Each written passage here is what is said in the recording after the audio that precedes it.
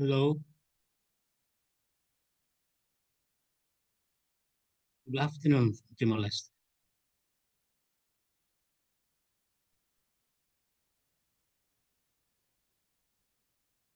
Are you hearing me? Yes. Yes, we hear you. Thank you very much.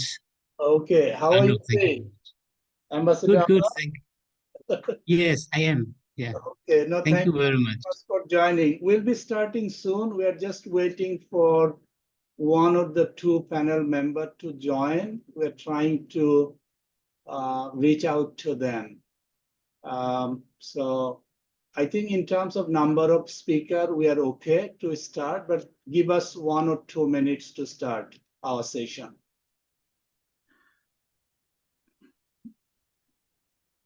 Good morning Thank and you very much. good afternoon. Good morning, good afternoon, Thank you very colleagues. much. Okay, do you hear us well? Yes, this is Alisher from GCF. Just checking if you can hear me. I hear you very well. You well. Okay, great. Thank you. All right. I was just mentioning that maybe we'll be starting. Yes, I'm hearing you all. So thank you very much. Thank you. Thank you.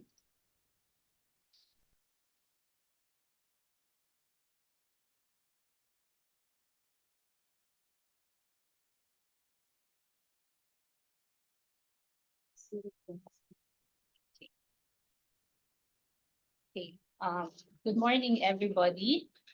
Good morning, good afternoon, and welcome to the webinar, Tackling the Loss and Damage Fund, Dialogue on the Fund's Operationalization, Challenges and Opportunities.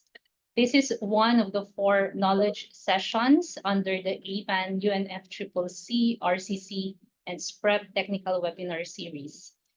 The technical webinar series is one of the flagship activities of the Asia-Pacific Adaptation Network to enhance the understanding of adaptation practitioners on the key outcomes of the Conference of Parties on Climate Change.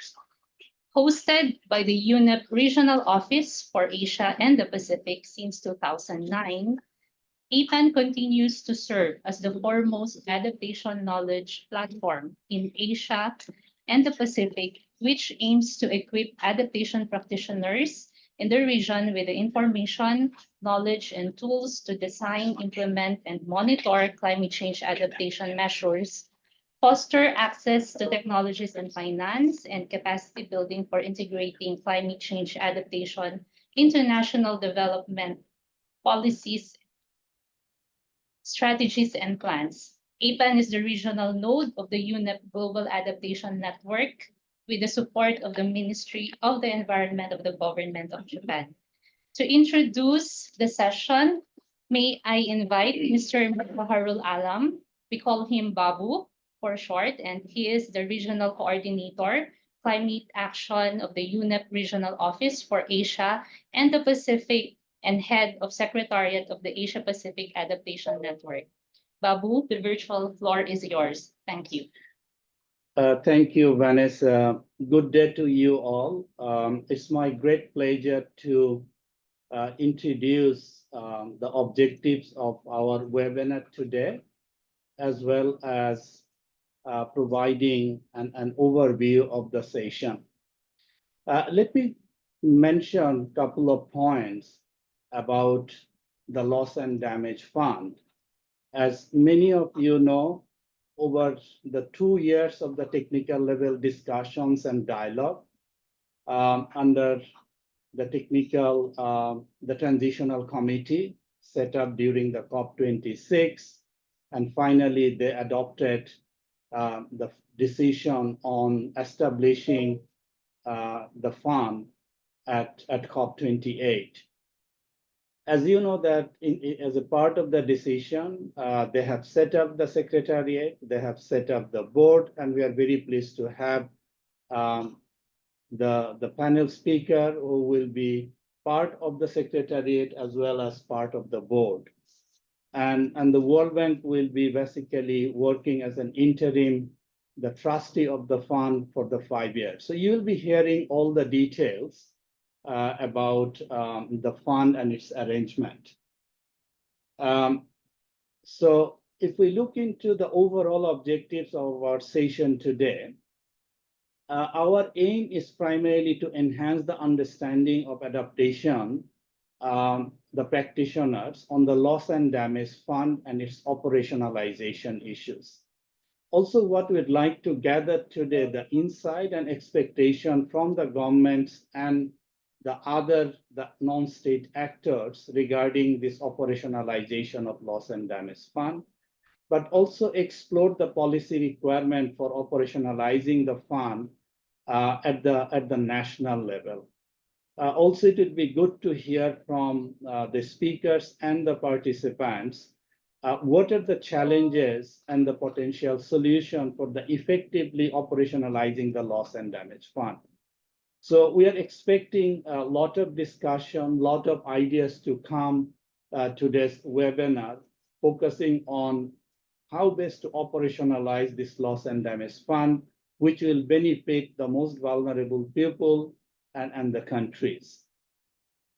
If we move to the next slide on the overview of the session, we have four blocks in our webinars today. In the first block, we will have the opening remarks by Jonathan Gilman, who is acting as a Deputy Regional Director for the Asia and the Pacific region, as well as we have Yoko from the Ministry of Environment and Japan. As many of you know, with the support from the Ministry of Environment Japan since the 2009, we are basically maintaining the Asia Pacific Adaptation Network, and we are very grateful to the Ministry of Environment and Japan. And then we'll have an interactive section. Then we'll be moving to the presentation and the panel discussion. And from the APAN Secretariat, as well as from the UNEP side and its partner, we are very grateful to all the panel speaker who has agreed to join us today. Then we'll be moving to the question and answer session, and there will be the summary and the closing by one of our key partners of this the webinar session. With that, I'd like to hand over to Mimamsha, who will be our moderators for the webinar today, and she will be inviting the speakers now. With that, thank you very much once again for joining us. Over to you, Mimamsha. Thank you so much, Babu, for providing us with a very clear picture of today's session. This will be an exciting dialogue on the Loss and Damage Fund, and I'm very pleased to be here with all of you. For some reason, I'm not able to open my video, so if I could ask the host to please enable my video, that would be wonderful. Thanks a lot. So good morning, good afternoon, good evening, everyone, for everyone joining from across the globe. I'm Mimamsha Joshi, the Adaptation Specialist for UNFCCC's Regional Collaboration Center for Asia Pacific, and I will be your moderator for today's webinar. Today, we have excellent group of experts and speakers here today to help us unpack the Loss and Damage Fund, what it means for adaptation practitioners, and crucially, what happened in COP28 in Dubai, and as well as over the last few years in the lead up to this fund. So let's get started. And to formally open our webinar, I invite Mr. Jonathan Gilman, Deputy Regional Director from the UNEP Regional Office of Asia Pacific, to welcome our participants. Jonathan, floor is yours. Good morning, all, and I also have the same camera issue that you have as well. Welcome to today's webinar on tackling the Loss and Damage Fund. It's a dialogue on the fund's operationalization and in particular the challenges and opportunities. Now, this webinar is the first in a series of 4 this year, which we are pleased to be co-organizing with the UNFCCC, the Secretariat of the Regional Environment Program in the Pacific, and the Asia Pacific Adaptation Network. And future webinars this year will also focus on other COP-related issues, including the global goal on adaptation, the global stocktake, and transformative adaptation. Followers of the COP discussions will know that this fund is one of the celebrated outcomes of the last COP28 in Dubai. The operationalization of this fund, with pledges of over $700 million to date, provides a crucial mechanism aimed at supporting vulnerable countries and communities disproportionately affected by the negative consequences that arise from climate change. These impacts include sea level rise, heat waves, desertification, acidification of the sea, and extreme weather events and impacts such as bushfires, species extinction, and crop failures. As the climate crisis unfolds, we'll continue to see these happen more and more frequently.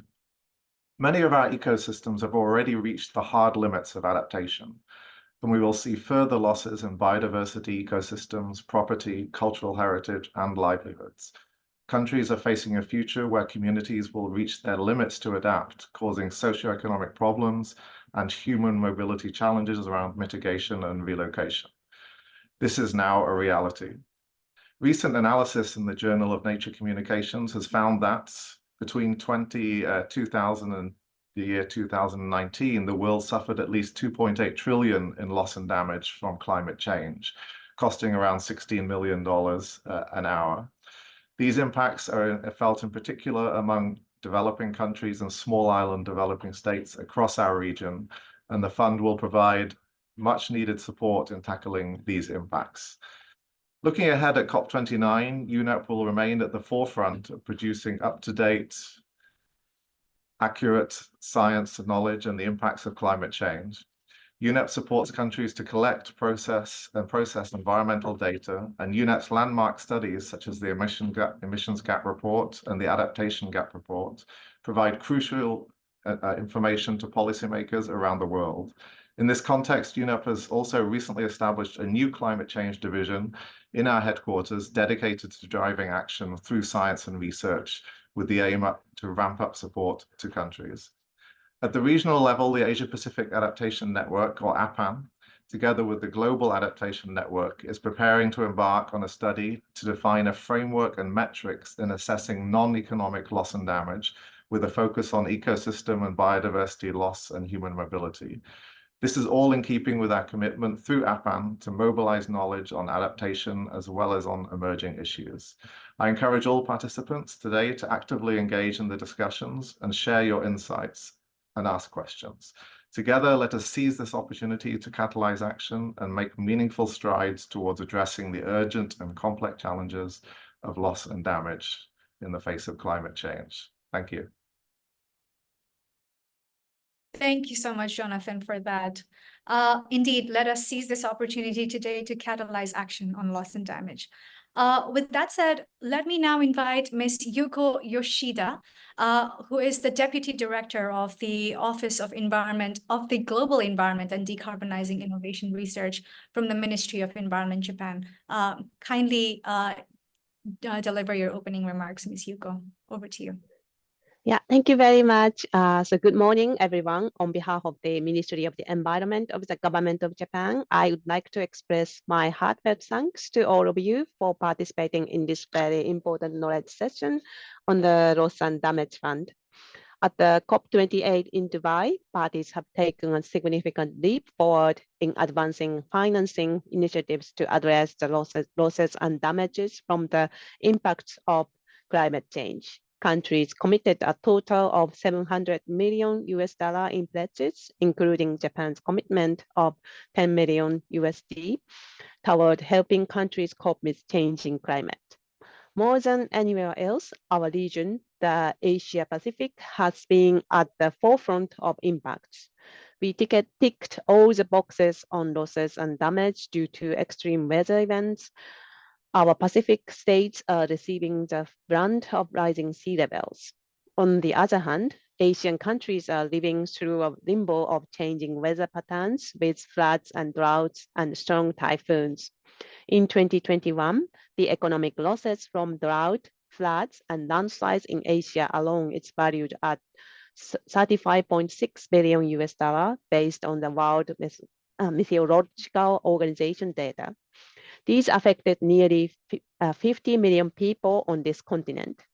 More than the infrastructure cost, climate change is posing a profound existential threat for Asia and the Pacific, as how UNDP described it in their report that sees natural disasters, forced migrations, and the risk of pandemics and worsening poverty, which are present in the region, are being exacerbated by the climate crisis. It is in this context that the Losses and Damage Fund was created to aid countries, especially developing countries, the most vulnerable to the climate crisis, cope with the loss and damage they experience due to extreme weather events, rising sea levels, and other climate-related issues.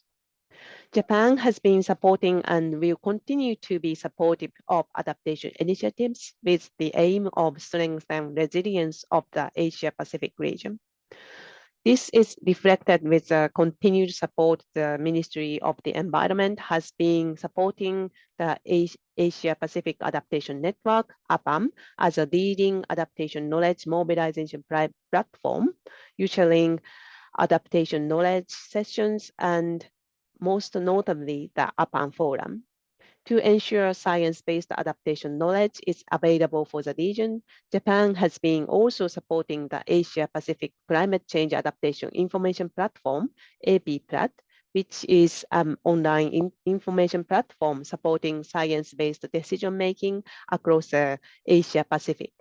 Capacity building activities are also being supported in collaboration with the Regional Resource Center of the Asian Institute of Technology.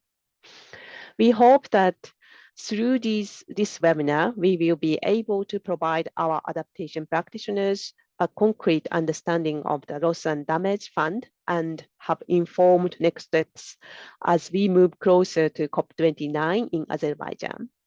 Thank you very much, and we wish everyone have a fruitful dialogues.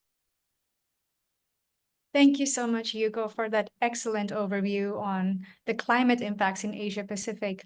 Also, thank you for giving us an overview also on Japan's efforts in the region, from technology transfer to capacity building.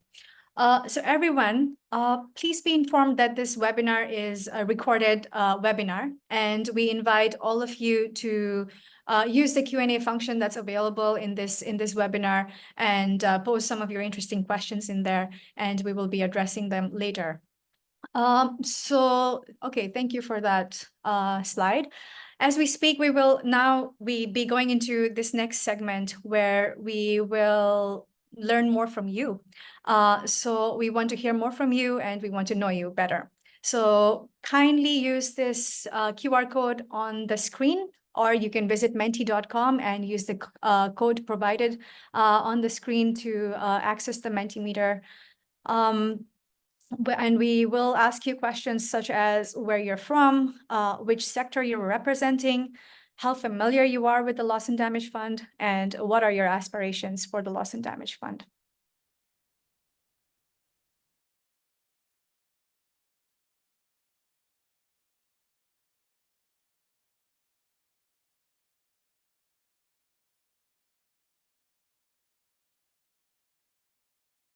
Okay, let's see what we have.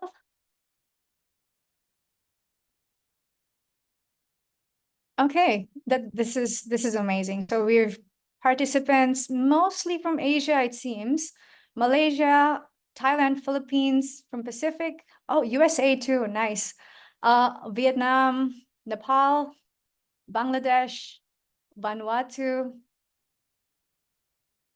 Switzerland. Thank you so much for joining us this early. Kyrgyzstan, India, Republic of Korea. Okay. A warm welcome to all of you. Thank you for joining us. Should we now, we also have participants from Malawi and Kenya. Wonderful. Chad. Okay. All right. Should we now move on to the next question? Or which sector do you represent? Okay, we have most participants from the international organizations as well as the civil society organizations and NGOs. Quite a few from the government, as well as the private sector and academia.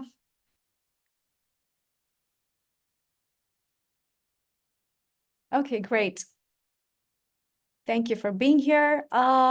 Let's move on to the next question in interest of time. to learn about how familiar you are with the Loss and Damage Fund. Let's see.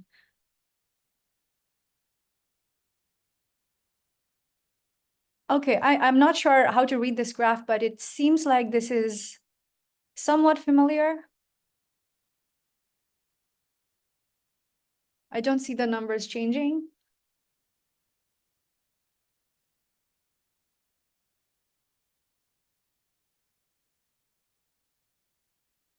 Okay, regardless of what the number is saying, I bet today you're in good hands. So, okay, and what are your aspirations for the Loss and Damage Fund? Wonderful. Yeah, we hope that it will be a game changer.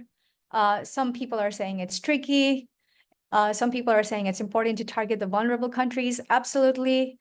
The funding window for vulnerable countries, indeed, very, very important. Ensuring that we have total protection to all. Yes. Access funding for human mobility. Yes, it's a very interesting topic. For non-economic losses of indigenous peoples to be covered by the fund, ensuring direct access by indigenous peoples to the fund. Very interesting point. We do have someone representing the indigenous peoples here today to exactly speak about this. Some of you have mentioned equity here. Also the predictability and ease of access. Yes. Just to note that the board of the Loss and Damage Fund, which I will be talking about later, they have not yet met. So we will slightly be, steering away from understanding the challenges and problems that the fund will have. And yeah, that kind of conversation will be put for a later stage. Criteria for access, more finance, mechanisms for fast track based on impact, highlighting case studies for links between adaptation and mitigation. Very nice. Okay. Thank you so much, everyone, for these responses, and we will be saving them all, and we will definitely be adding this into our key takeaways as well as the formal notes that we'll be sharing later. So thanks for that. We will now move on to the next segment. We will actually move to the crux of the matter now, and we will introduce the concept of loss and damage, some essential facts about it, as well as how it's positioned within the realm of the climate crisis, and what are the constituted bodies that are out there in the realm of the UNFCCC. So for that, we have Ms. Anna Bukoji, Program Officer of the UNFCCC. Anna, floor is yours. Thank you, Imansha, very much for the floor, and thank you all for joining in. So I will concentrate on the concept of loss and damage under the UNFCCC process and the background and history of it. So next slide. Starting with the introduction to the very concept. Now, famously, loss and damage doesn't have a negotiated definition under the UNFCCC, but is generally understood to refer to the negative impacts of climate change that have not or cannot be avoided through adaptation. And there are a couple of important distinctions in this context under the UNFCCC. And the first one is the distinction between loss and damage associated with slow onset events, such as those that develop gradually over time with impacts often based on a confluence of several different events such as sea level rise or glacier retreat, and loss and damage associated with extreme weather events that are those that are rare at a particular place and time of the year, such as, for example, droughts and floods.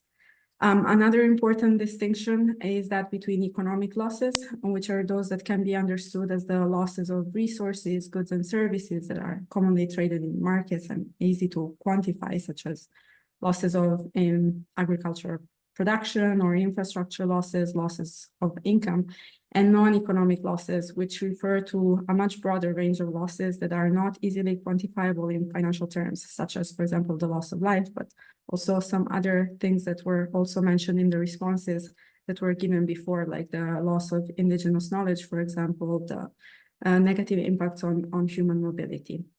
Now, next slide. Next slide, please. Yes, this one, thanks.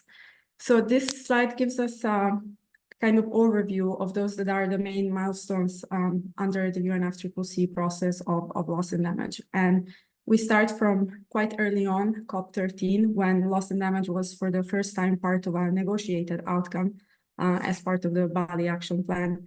And this first initial scoping phase culminated with the establishment of the Warsaw International Mechanism and its executive committee at COP19. This led into a second phase of setting up institutional arrangements and launching of technical work on loss and damage, which culminated with the establishment of the Santiago Network, and which led into this third phase in which we're in right now, which focuses mostly on catalyzing support to developing countries that are particularly vulnerable to climate change, and which was really ushered in with the establishment of the new funding arrangements on loss and damage, including a fund. Next slide. And talking of milestones, when it comes to loss and damage, very important one is undoubtedly the Warsaw International Mechanism. And the Warsaw International Mechanism was established now more than 10 years ago and is still the main vehicle in the UNFCCC process to address loss and damage associated with the climate change impacts in developing countries that are particularly vulnerable to the adverse effects of climate change, and with the view of doing so in a comprehensive, integrated, and coherent manner. Next slide. And the WIM promotes the implementation of approaches to address loss and damage associated with the adverse effects of climate change by undertaking three functions. The first one, enhancing knowledge and understanding of comprehensive risk management approaches. The second, strengthening dialogue, coordination, coherence, and synergies among relevant stakeholders. And the third, and the one that often gathers the most attention, on enhancing action and support to developing countries, including finance, technology, and capacity building. Next slide. The Warsaw International Mechanism, when it was established together with an executive committee, so-called EXCOM, which is mandated to guide the implementation of the functions of the WIM through a work plan that is adopted in 5-year increments. The EXCOM is a constituent body under the UNFCCC process, and it meets twice a year and reports its progress annually through the parties, through the subsidiary bodies.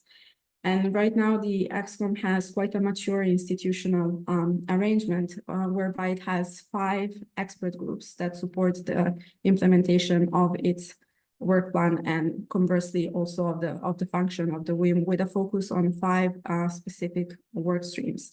One focused on human mobility, one focused on comprehensive risk management approaches, one focused on slow onset events, one on non-economic losses, and one specifically on enhancing action and support. Next slide. The EXCOM is part of what is now only half of the Warsaw International Mechanism, with the Santiago Network being established as a result of the second review of the WIM at COP25 CMA2.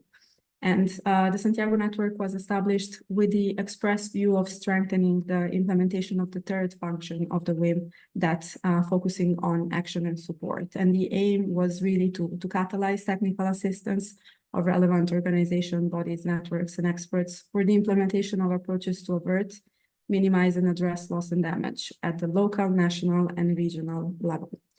And the Santiago Network now, again, has quite a mature, well, not mature, but well-established institutional framework where it is composed of a hosted secretariat, an advisory board, and a network of organizations, bodies, and networks that are supposed to provide the technical assistance. And being that we love acronyms under in the loss and damage sphere, these are referred to as OBNEs. Next slide. And here I thought that's a very good way to kind of give you a sense of where the loss and damage discussion is now and how it has been evolving, and the dynamism of it in the last couple of years is to really take a look back at COP27, COP28, and then take a look forward and what we can expect at the SB60 in June, and then looking forward towards COP29 in Baku. And COP27 was quite an important COP, quite a historic COP for loss and damage. And maybe the most famous decision that came out of the COP was the decision to establish the new funding arrangements, including a fund for responding loss and damage. And together with them, the establishment of a transitional committee that was given a year to come forward with recommendations on the operationalization of the fund and funding arrangements. But there were many very important decisions for loss and damage that came out of COP27. For example, referring to the Santiago network, COP27 was the one that approved the institutional arrangement and decided on a process for the selection of a host of the hosted Santiago Network Secretariat. COP27 CMA4 were also quite important for the WIM EXCOM itself, where its second 5-year rolling work plan, which will guide the implementation of the functions of the WIM up until 2027 was adopted, and 2 plans of action, the third plan of action of its task force on displacement and the second plan of action of its technical expert group of comprehensive risk management were also adopted. Next slide.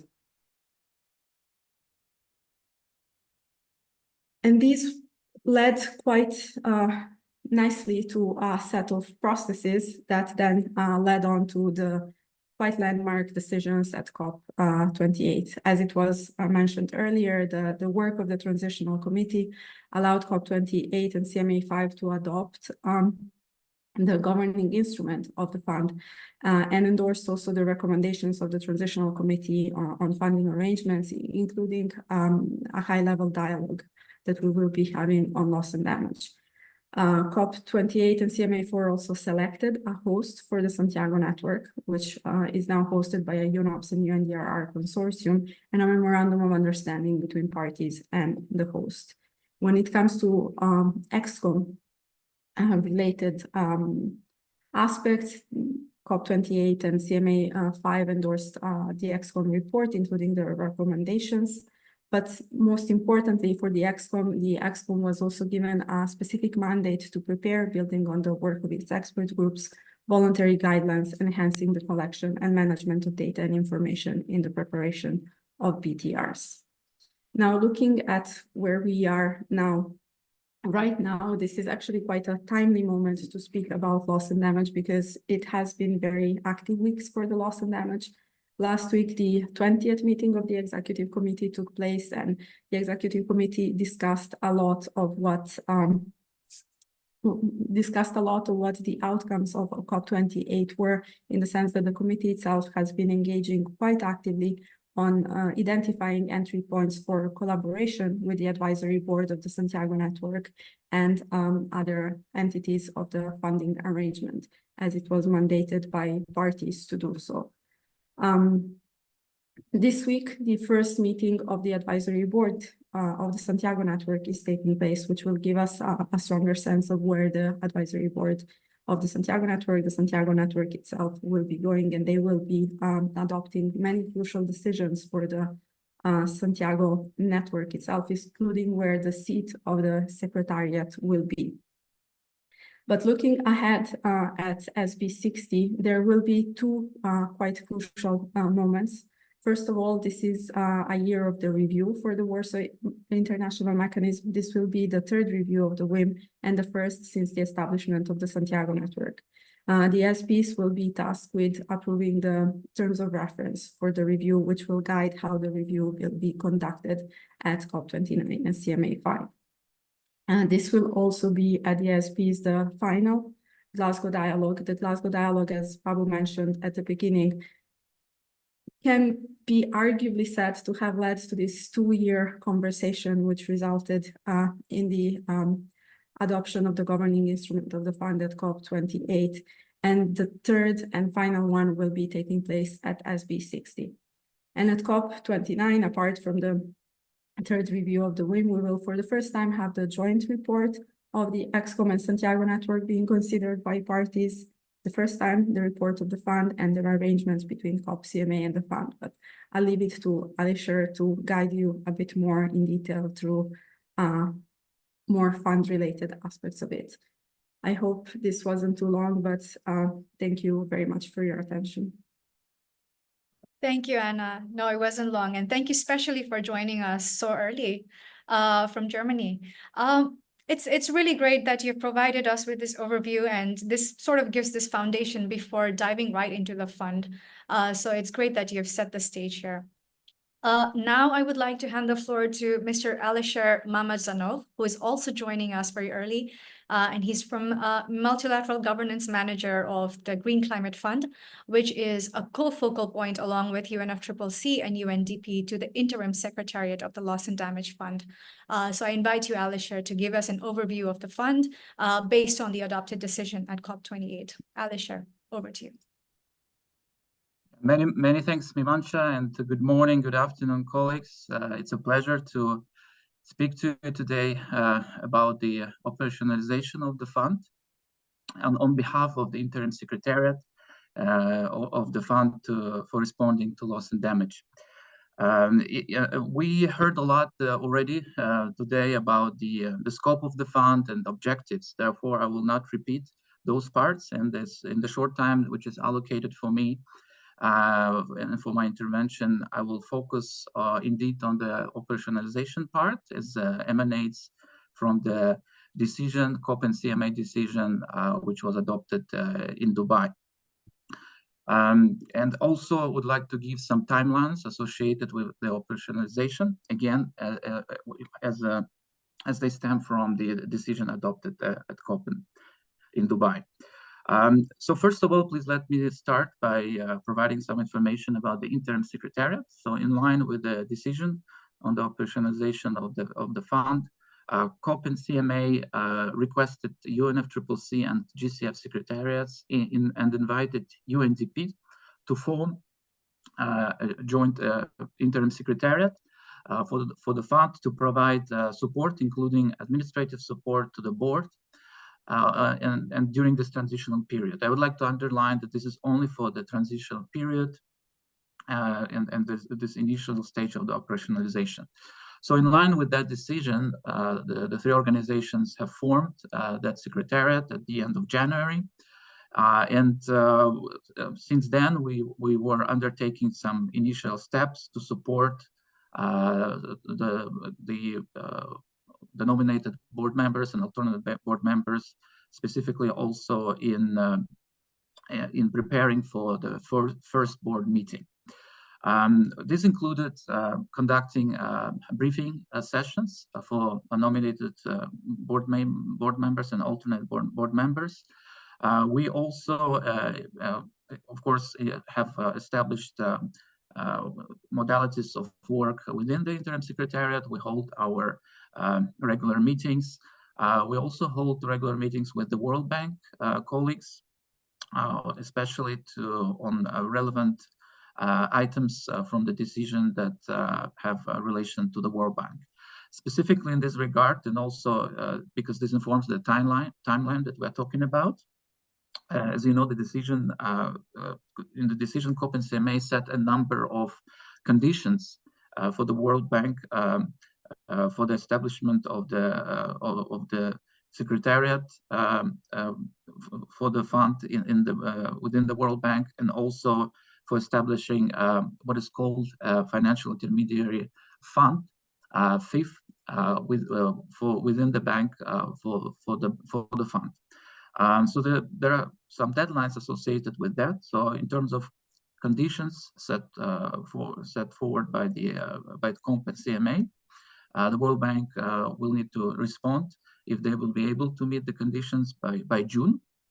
At the same time, also the operationalization and the establishment of the FIF that I mentioned will need to be done by August.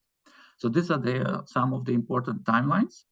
Also in relation to the first board meeting, I would like also to inform you this is very new and also based on recent briefings the Interim Secretariat have conducted for the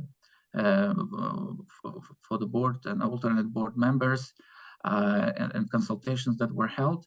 So the Interim Secretariat has recently proposed to board members to consider the dates for the first board meeting as from 30 April to 2nd of May.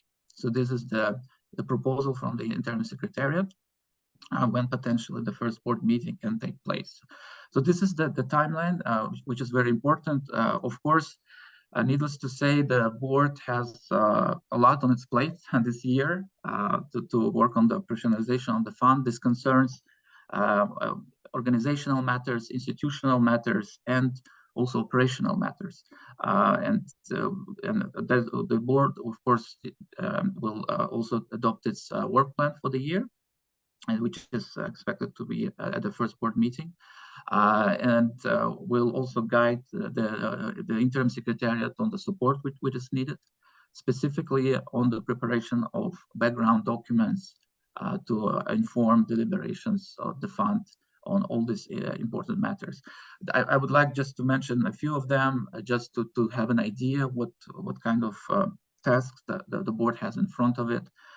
So this is, for example, adoption of its rules of procedures, additional rules of procedure. It's the policy on observers and on their participation in the board meetings. There are also, of course, decisions that will be related on selecting the executive director of the board, also which concern relationship with the World Bank, including the establishment of the FIF and those conditions that I mentioned, and many others. And of course, when it comes to operations, there is a lot to be, as you can imagine, also which in line with the governing instrument, which was attached as Annex 1 to the decision on the operationalization. A lot to be done in establishing the investment frameworks, the results frameworks, allocation framework, and parameters, and also many other operational issues that the board will need to work on. So this basically are the main I would say milestones in the operationalization of the fund that the board will have to work on, and with support of the interim secretariat. At the end, I would just also like to add a couple of words how GCF supports work related to averting, minimizing, and responding to loss and damage. We received in the past guidance from COP in relation to that, and specifically we are supporting activities relevant to averting, minimizing, and responding to loss and damage with our readiness program, project preparation facility, but also through our programming. And also in the latest guidance from COP28, the COP has reiterated this request to continue to provide that support, but also, of course, it provided guidance on ensuring coordination and complementarity with the new fund and funding arrangements, and which, as already we mentioned today, we shouldn't also forget the funding arrangements part of the decision from Dubai, and including a high-level dialogue. Maybe also just a couple of words on that. In accordance with the decision, the board, jointly with the Secretary General of the UN, will need to convene on annual basis that high-level dialogue with the purpose of convening stakeholders who are working in the field, and to inform also coordination and complementarity between all those different funding arrangements. So that high-level dialogue will need to be convened for the first time this year. So the board will need to work also on that together with UNSG. Also to say that there was an initial list of the stakeholders. It was listed in the who needs to be part of that high-level dialogue. Also setting a bar of maximum 30 stakeholders to be part of this dialogue. So this is also something that the board will need to work on. And maybe one last point, because it was also mentioned, and Anna mentioned that, is that at COP29 in Baku, the COP and CMA will need to adopt arrangements between them and the fund. And there is a process which is related to that. Basically, they will need to be first, those arrangements adopted by the board and then go to COP and CMA. But also in this process, they will be supported by the Standing Committee on Finance, also, as you know, constituted by under the convention, which will be working also on those arrangements. So this is something also to look forward to at COP29. So I will stop here, but also would be happy to respond to any questions in chat or else. Thank you very much. Thank you, Alisher. I'm sure there will be many questions popping up, so it would be great if you can stay until the end of the session for the Q&A. So thanks for this very comprehensive overview of the fund, its board, as well as its upcoming dialogues that are in place that will help shape the fund. This landmark decision on the fund really offers a ray of hope to the most vulnerable to the impacts of climate change. So now we move to a panel discussion where we will hear different perspectives from different sectors and how they view the operationalization of the fund within their contexts. So as a first speaker, representing the government, we have with us Ambassador Adal Barbosa Suarez, Special Envoy and Ambassador at Large for Climate Affairs, Ministry of Foreign Affairs and Cooperation at the Democratic Republic of Timor-Leste. I hand over to you, Ambassador. Thank you very much for the opportunity. Once again, it's my pleasure to be here to share my views with regard to the topic that we are discussing today. I want to highlight in this presentation the most important work ahead for this year to operationalize the Loss and Damage Fund from the perspective of Timor-Leste as part of the least developed countries. As we know, negotiations were quite complex and there are still issues to more completely resolve as the new board of the fund works to develop the rules, modalities, and policies of the fund. This work will take some time and we have a full year of work ahead of us. We are confident that if we put our minds to work over the coming year, we will agree all the necessary operating documents by the end of this year, at least fourth board meeting, or by the fifth board meeting at the beginning of 2025. I think Alishan mentioned about some works that we need to do for this year. On the perceived impacts, anticipated outcomes, expected operationalization time frame, I think from Timor-Leste point of view, I think we need to emphasize in the negotiation that we did before, and we came up with very good discussion and then decision at COP28. So first one is more focusing on scope, and second one is access modalities, and then third one is linkage between those two. The fund will focus on addressing loss and damage in two ways. First one is ex-post assistance after loss and damage events for recovery, reconstruction, and rehabilitation.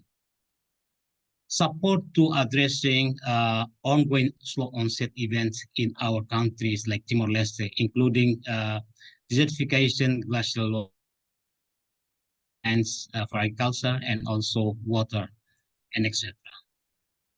And with regard to immediate ex-post assistance, Timor-Leste understands that the loss and damage fund should be the safety net that opens immediately when climate-related extreme events overburden national capacities from all developing countries, including the LDCs, small island developing states.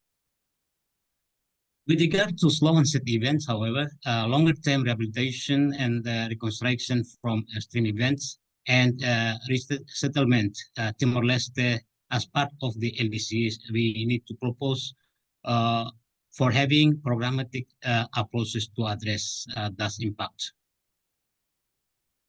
With regard to assessing the fund, Timor-Leste envisionings a fund that will provide direct and rapid access for national governments following extreme weather events. Direct access through national and regional entities for programmatic approaches. And this will be critically important. What we must now do for this issue is to negotiate these modalities with our partners.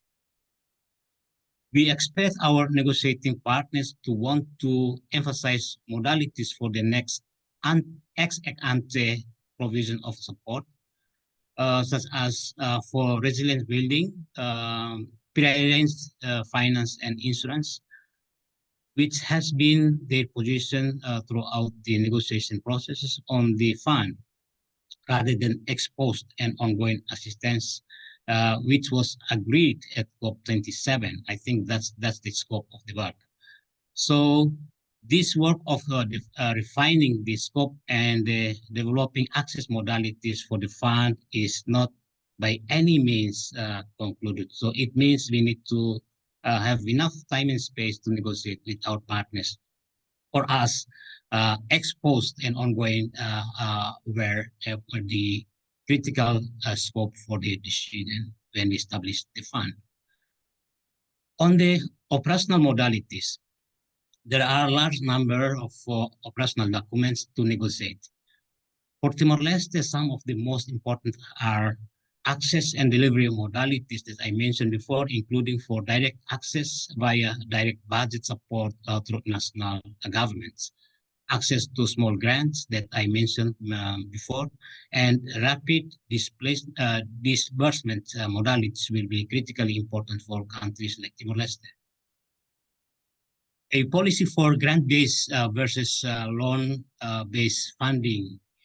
It has been a core demand of Timor-Leste and other developing countries, especially the LDCs and small island developing states, for the fund to only privilege grant-based funding. That is very key for Timor-Leste and the LDCs. A resource allocation framework, and also we need to focus our attention on the programmatic program approval cycle, which could include developing triggers for the rapid disbursement of the fund after extreme weather events. We only will have 3 board meetings before COP29, but we would expect the key modalities to be developed and finalized before then. What is some of the other works that we need to do for this year? The first one is the operationalization steps to be taken during this year, 2024. And then selection of the host country for the board and establishment of legal personality for the board. I think those are very important.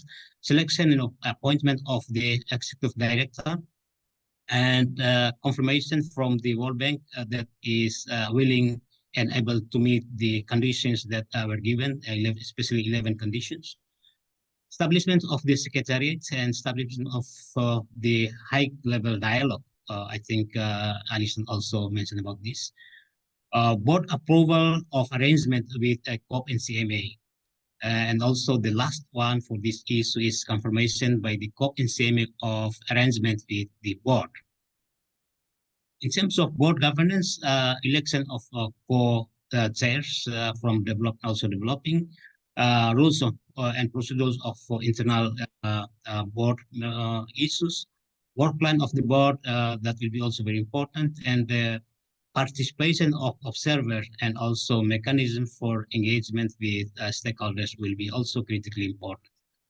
Resources, actually, budget and also work plan for the Secretariat is critically important, and long-term resource mobilization strategy and initial capitalization and replacement arrangements are very, very key for us.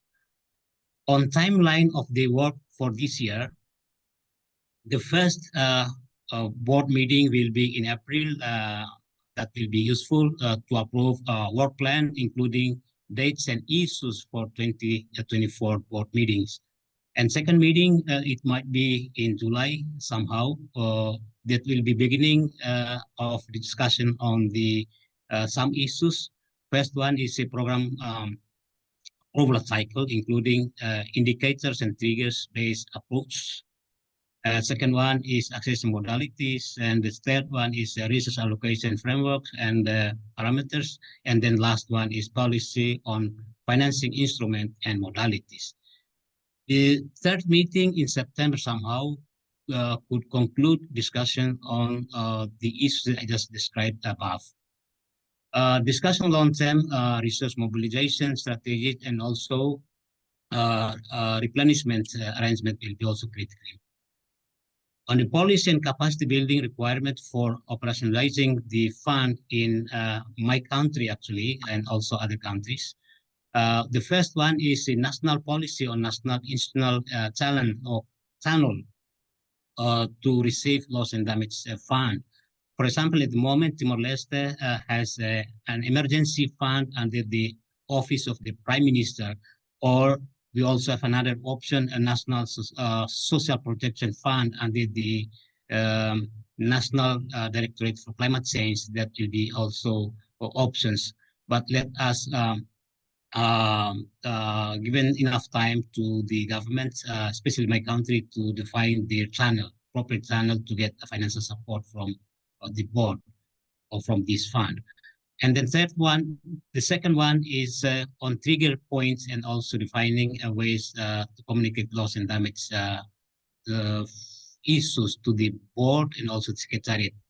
And of course, capacity building for those are critically important, especially the capacity building for entities for assessing loss and damage fund. And in terms of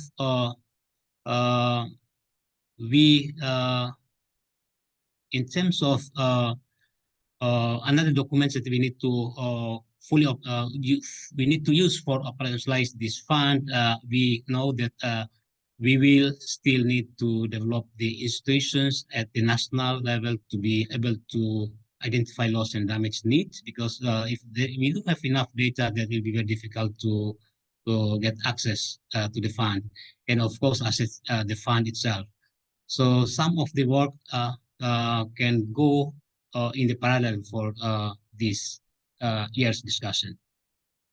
In terms of challenge that we need to address would be the main challenge is to mobilize sufficient resource that the fund is real and delivers a real funding to the developing countries, including Timor-Leste. The developed country partners emphasize on the ex ante rather than ex post and ongoing solutions. So there is still a lot of politics potentially ahead of us to be solved. A larger amount of fund is required for addressing the current and future ongoing loss and damage. This is also another challenge that we need to solve. The developed countries waiting primarily loans-based rather than grant-based, but for us, grant-based is critically important. As a solution, the board may create its internal policy and effort to engage the developed country parties and others to provide financial contributions to the fund by using replenishment of the fund. The board be guided by the Conference of Parties, need to maintain the agreed language that we had in Sharm el-Sheikh on addressing ongoing and ex post that I mentioned, especially including rehabilitation, recovery, and reconstruction actions. The board needs to create its long-term fundraising strategy for ensuring a sufficient funding resource for addressing the needs of most global countries. I think this is my intervention. Then once again, thank you very much, and I look forward to get more comments and also questions. I'm here to answer the questions. Thank you. Thank you very Thank you much. very much. Thank you very much, Ambassador Adao, for such great and important insights for consideration on the scope, the timeline, as well as the different access modalities that you have provided in the context of your country. We will now move to drawing some more insights from the government sector. And this time we will be moving on to the Pacific states, which, needless to say, has been facing the brunt of the climate crisis and are at the center of the loss and damage discussions. So to share his insights, we have Mr. Daniel Lund, also a member of the Loss and Damage Fund Board, and also representing the Office of the Prime Minister from Fiji. So Daniel, the floor is yours. Well, thank you very much, and allow me to thank UNEP, APAN, UNFCCC, and SPREP for convening this timely discussion. And thank you very much to all the previous speakers that I think really set the context and the framing for this issue very well, and especially to Ambassador Adao for his leadership throughout the process and the negotiations, which have played a really big part in where we are today. Maybe to zoom out a bit, I think one of the things that is really important about where we are currently on loss and damage issues is the conceptual integration of loss and damage financing generally within the discussions that we're having. This is really crucial as we look at climate finance generally, understanding that loss and damage is really the third pillar, and it has been the missing third pillar of the climate finance landscape for a very long time. Financing is increasingly required for addressing loss and damage, and we have to recognize that that is due to insufficient progress to mitigate emissions, and also the increased pressure to adapt, and also a result of the shortfall in overall investment in adaptation. All these things compound the demand and the requirement for loss and damage finance to be adequately deployed to places where it is needed most. We have, to reference the UNEP adaptation gap report, I believe there was an estimate there that adaptation financing as it is today is 10 to 18 times, needs to be 10 to 18 times greater to address projected adaptation needs. So this gap is going to continue to compound loss and damage needs. And at the same time, efforts to address loss and damage at the national level are detracting from our ability to build resilience and adapt to climate change.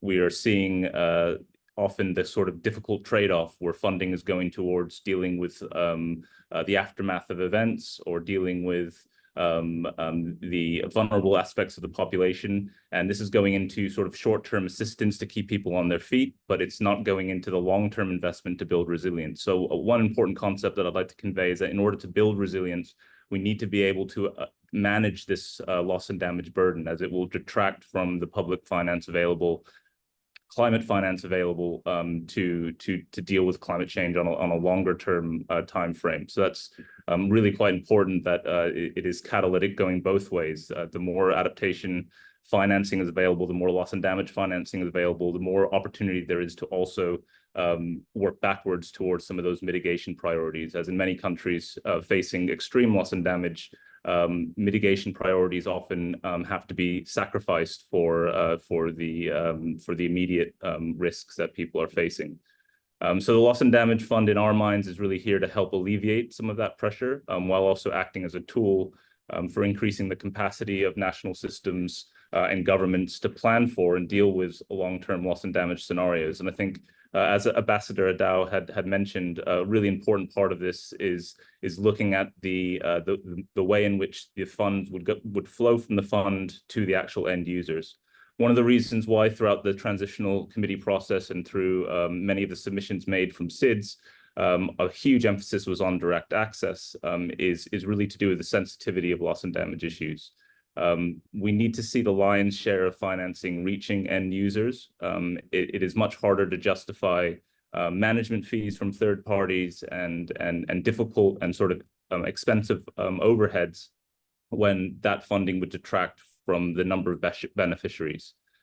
So it is really important and crucial that direct access is enabled through this fund to help incentivize governments to develop the national systems needed to deal with these impacts on a long-term basis. We need systems and not projects. And I think that distinction was clearly articulated through the work of the Transitional Committee and the COP28 decision, where there was that focus on programmatic approaches, as Ambassador Adao has mentioned, and the need to look at the way that the holistic approach to how loss and damage is dealt with.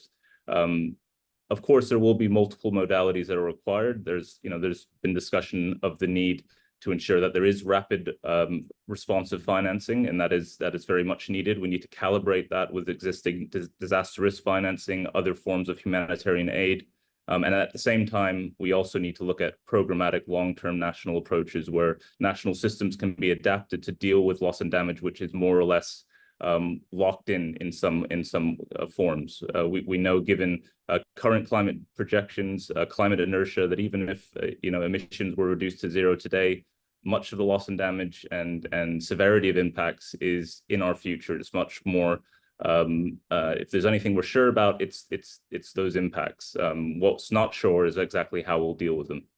And I think these are important framing for how we think about some of those challenges and critical considerations for the board.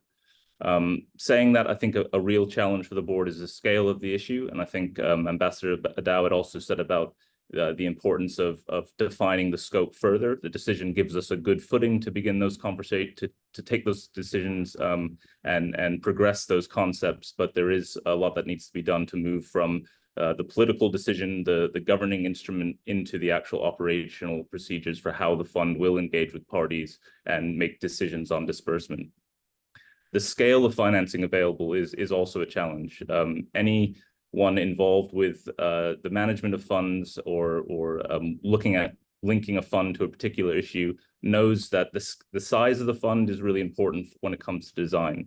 We really need to make sure that we are focused on a long-term view of this fund becoming something significant in scale, because the scale of this issue is going to increase. So making sure that from the very beginning, the board is focused on a resource mobilization strategy that's looking to capture large quantities of finance from a range of different sources is really crucial. Ad hoc donor contributions to this fund will really hamper its ability to deliver what the most vulnerable need and what is needed to actually protect and accelerate adaptation action. The diversity of needs is also a challenge. Thinking about the range of contexts and countries that are affected and have very different cultural circumstances, different climate impacts that are being experienced, different socioeconomic circumstances. This means that the fund has to be very adaptive and flexible in terms of what it's able to do. But at the same time, that needs to be balanced with the level of due diligence needed to be an effective and efficient fund. So I think this is really about balancing due diligence that's required of any fund with the urgency of the issue. And this is a real conceptual challenge when it comes to bringing together the political drive to address this issue, but to do so through the structure of a fund. There are limitations to what one fund can do, but I think it's really important that this fund is catalytic in helping to improve national responses to loss and damage, even if it's unable to fund the entirety of those responses. Another challenge is the unfamiliarity of loss and damage interventions. Part of the premise of agreeing a fund was the ongoing sort of argument around, is there a gap on loss and damage, or is it essentially a cliff edge where beyond that there isn't really funding that's tangible for these issues?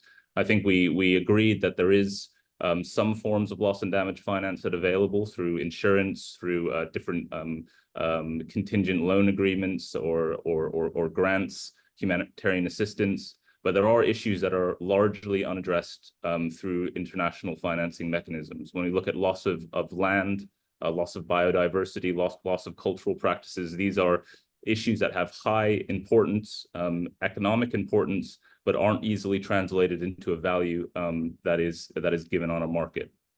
We need to know how to address these issues. I think in countries like the Pacific and various countries all over the world, it really is the non-economic loss that is the most detrimental to the functionality of society.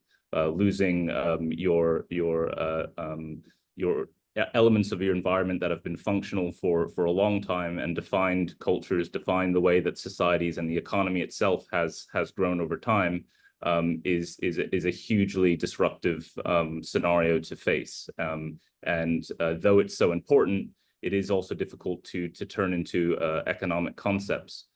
So that's why it's really important that the fund doesn't look at necessarily dollar-by-dollar quantification of non-economic loss. It needs to look at solutions. It needs to look at what the alternatives are, the ways of alleviating some of the strain. So it's not really about dollar figures. It's really about what are the actual solutions that the fund can help to put in place for those that are affected. There's other challenges for sure in terms of what needs to be done over the course of the year. There's concepts within the decision that need to be threshed out. Within the text, you'll see that there's a discussion, there's mention of the need to have a policy on over-concentration, ensuring that no single beneficiary or party would receive over a certain amount of the fund. This is to protect the sort of overall quantum of funding and make sure that there isn't a single event that would essentially wipe out the entirety of the funding. I think this is a very achievable policy to develop, but then setting that limit, setting those parameters, those things can be quite technical and difficult for a board to manage. But I think with the development of the board and the discussions in the lead up, there's always been this understanding that this will be a board that has to do a lot of technical legwork as well as the sort of policy and oversight that you would expect of boards. Ensuring the best use of funds and balancing that need for rapid access, as mentioned before, will require discussions around triggers and different modalities. And I think this is where it becomes quite technical, because we have to look at that range of circumstances and make sure that what the fund is able to do is responsive and equitable to the range of circumstances it's there to address. Another key issue, which is probably a little bit further down the line, is really in relation to safeguards. The sensitivity of the issues that this fund would potentially be addressing in countries means that it needs safeguards that are very well calibrated to these types of issues. We have found in the past that there's been certain types of issues, such as relocation of people in Fiji, which are very difficult to deconflict with the kind of safeguards that exist, the sort of templated safeguards that exist from lending institutions or international funds. So it's really important that when we look at the safeguards for this fund, we're cognizant of the fact that these are risky projects or programs that involve very sensitive situations, and we need to make sure that there's a level of flexibility as well as protection to ensure that the way the funds are used mitigates those negative potential outcomes. In terms of just to speak on sort of the access modalities, how would you access the fund? I think in our mind, we would see the fund entering into dialogue with countries that are affected, where they would kind of communicate their national intentions and priorities around loss and damage, but also clarify the types of arrangements that are in place and ready to effectively distribute funds in a way that alleviates loss and damage, and that those disbursement mechanisms or funds at the national level could then be appraised for their compliance with the way that what the fund requires. I think part of this is really about thinking about how governments will prioritize their loss and damage needs, and how they will ensure that they are able to have the support needed to design systems that can, over time, continue to address loss and damage issues in a targeted fashion with the right safeguards around how those funds are used. And I think, as Anna had described in the previous discussion, that the Santiago network it's there to catalyze technical assistance to help provide the understanding and data and awareness needed to make progress with addressing loss and damage, which is not an easy issue for governments to address. And at the same time, the Loss and Damage Fund is there to really catalyze the kind of direct action that could then be taken to help mitigate the impacts and the loss and damage that's being experienced now and into the future. Here in Fiji, in terms of preparing for the how we would utilize funding, we have a existing set of policies and a fund which represents some of our major priorities around relocating communities. We have in place guidelines for relocating communities, as well as legislation explaining the government's responsibilities when it comes to relocation.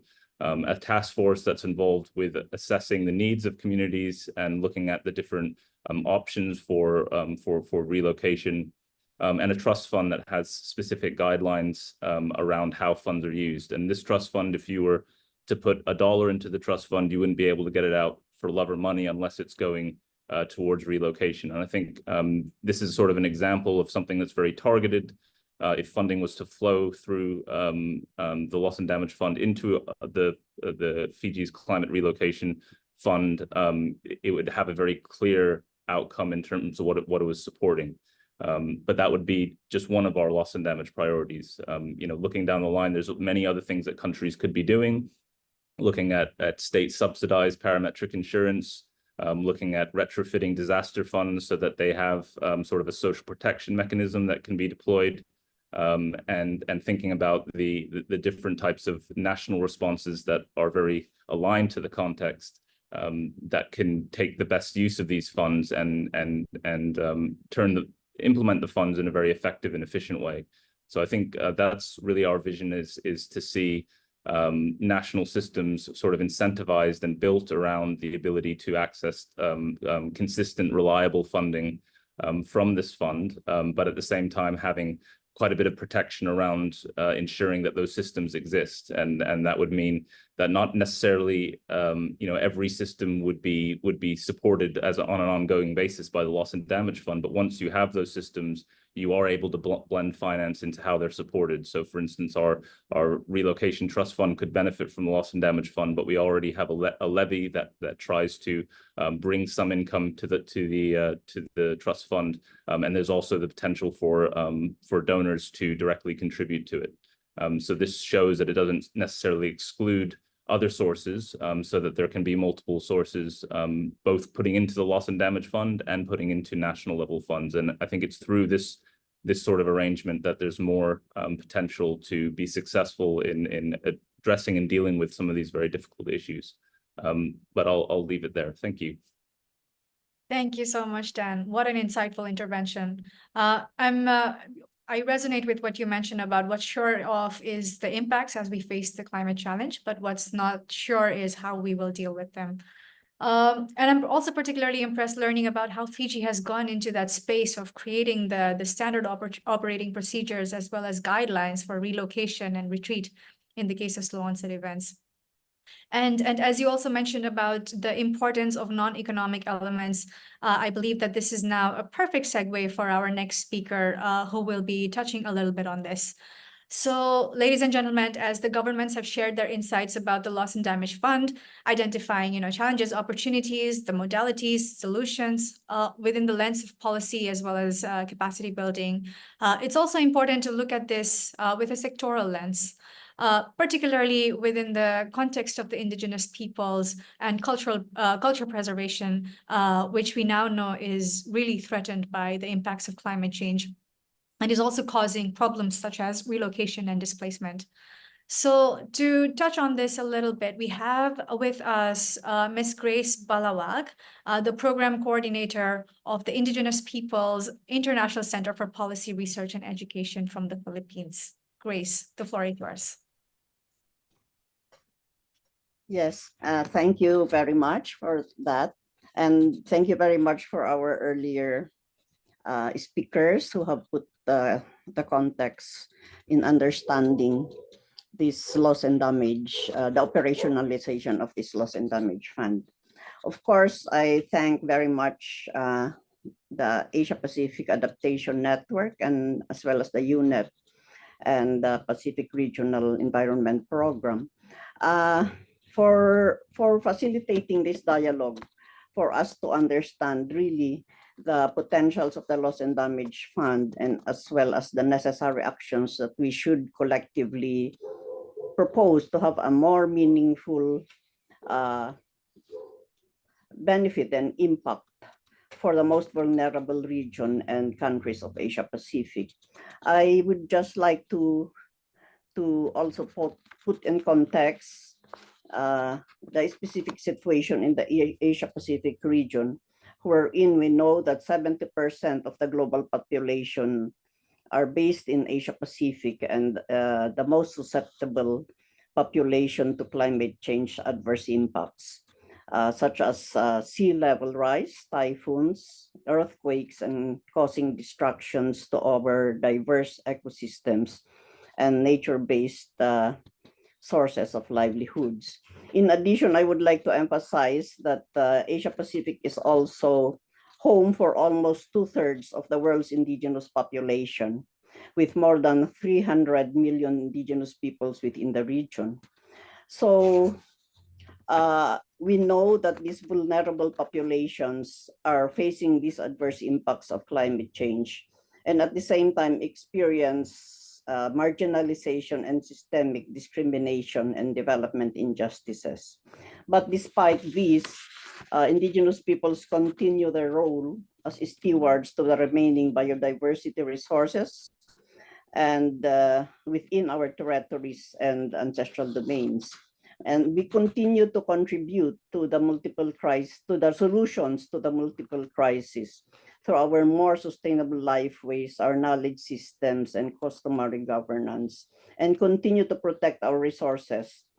And we remain committed, of course, to ensure our inherent contribution through our collective knowledge systems, our solutions, and values of solidarity. Having said that, as we recognize that loss and damage from the adverse impacts of climate change is already severely impacting on our rights to life, food, water, health, education, livelihoods, environment, culture, and security, I take this opportunity to emphasize and reiterate the need for a human rights-based framework and approach in addressing loss and damage. We know that the Paris Agreement has recognition on the respect and promotion for the, and of course, the obligation on human rights. And on this, I would say as well that human rights is especially very relevant in the context of loss and damage. We have, in all this, we put forward a human rights principles as to really form the foundational basis for any effective response to loss and damage. And as I already mentioned, we should as well, the CSOs had already done some studies and submission on loss and damage recommendations, which include the following. We have emphasized that the principles of the Convention and Paris Agreement, including equity, historical responsibility, and capacity, as well as respect and upholding human rights, should ensure the effective and meaningful participation of the affected communities, including women, children, youth, and indigenous peoples, and of course, the civil society organizations in the process of decision-making in the design, implementation, monitoring, and evaluation of loss and damage funds policies and activities that should be implemented. The Loss and Damage Fund must also equally take into account the indigenous, traditional, and local knowledge and act at the most local level possible. Of course, we know that interventions to assess and address climate-induced loss and damage must account as well for the displacement and its impacts if they are to be comprehensive. It is essential that all funding arrangements should include, that was also mentioned earlier, should include as well additional resources, mobilizing new sources of funds and processes. We also strongly recommend that the diverse experiences and cultural context of socially marginalized groups should be taken into account, and that they be given significant decision-making processes, as I already mentioned. Finally, the need for a more inclusive approach in addressing loss and damage should consider the interconnectedness of both economic and non-economic losses, as already mentioned by our earlier speakers. And we should also emphasize on the human and nature interrelations and a more culturally sensitive and appropriate approaches. These include, of course, ensuring the direct access mechanisms for specific populations, such as for indigenous peoples, women, and youth, and as well as various CSOs, and that there should be direct access modalities that should be developed and with guidelines and policies under the fund. Yes, and I think that's the basic intervention that I wanted to emphasize, specific to indigenous peoples and civil society organizations. And yeah, finally, I also would like to emphasize what Daniel had mentioned about ensuring safeguards, and as well as I would just add as well redress mechanisms, and that should be developed and be included in the policies and guidelines of the Loss and Damage Fund. I will end there and will be open for any questions. Thank you very much. Thank you so much, Grace, for your insights. So now we have with us our last panelist, but not the least, of course, Professor Mizan Khan, Deputy Executive Director of the International Center for Climate Change and Development in Bangladesh, who is also my mentor. So Professor Mizan Khan, I mean, as a support group providing expertise as well as advising to the governments, the academic institutions, as well as research organizations, they play a very crucial role in shaping the country's next steps as well as plans for accessing the fund. So Professor Mizan Khan, could you say a few words on how institutions like ICAD will be sort of playing a role with the Loss and Damage Fund? Over to you.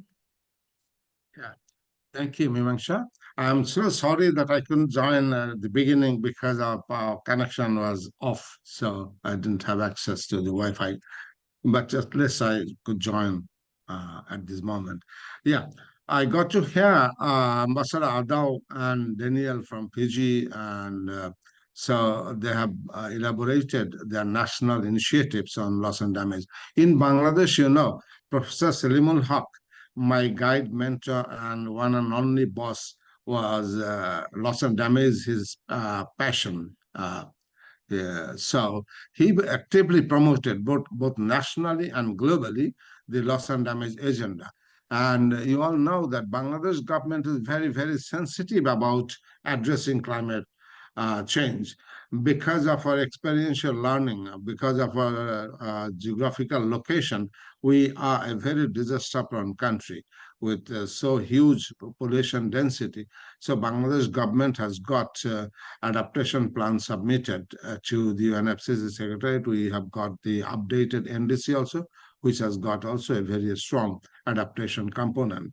Now, Bangladesh government has initiated kind of developing a loss and damage framework. But during Professor Selim's lifetime, he strongly advocated with the national government and ICAD, International Center for Climate Change and Development at Independent University Bangladesh, has got a memorandum of understanding, formal agreements with many, many government ministries and agencies, including the Ministry of Foreign Affairs, including the External Resources Division Planning Commission.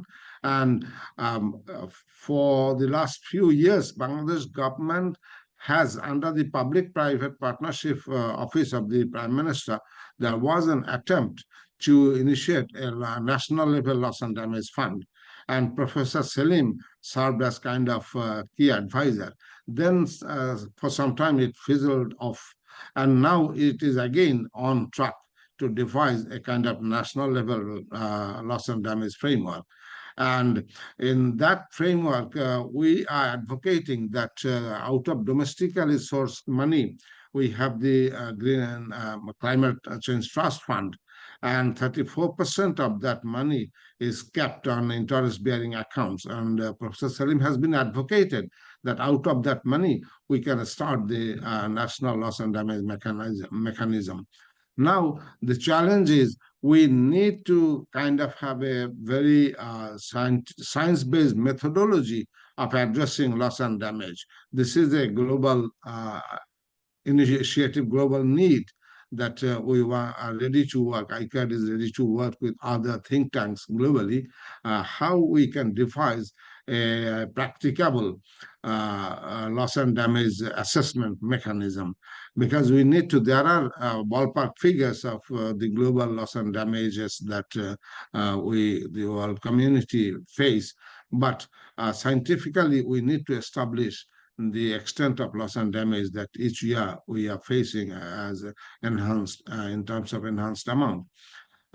In Bangladesh, as I mentioned, we have the Climate Change Trust Fund, domestically sourced. And in our last budget, for example, government has got $3.5 billion allocated in our annual development plan for addressing loss and damage. And compared to this, we get about only less than 20% of the money from international support. So capitalization of the loss and damage fund and provision of adequate support to the LDC countries, low-income countries, most vulnerable countries is a great challenge.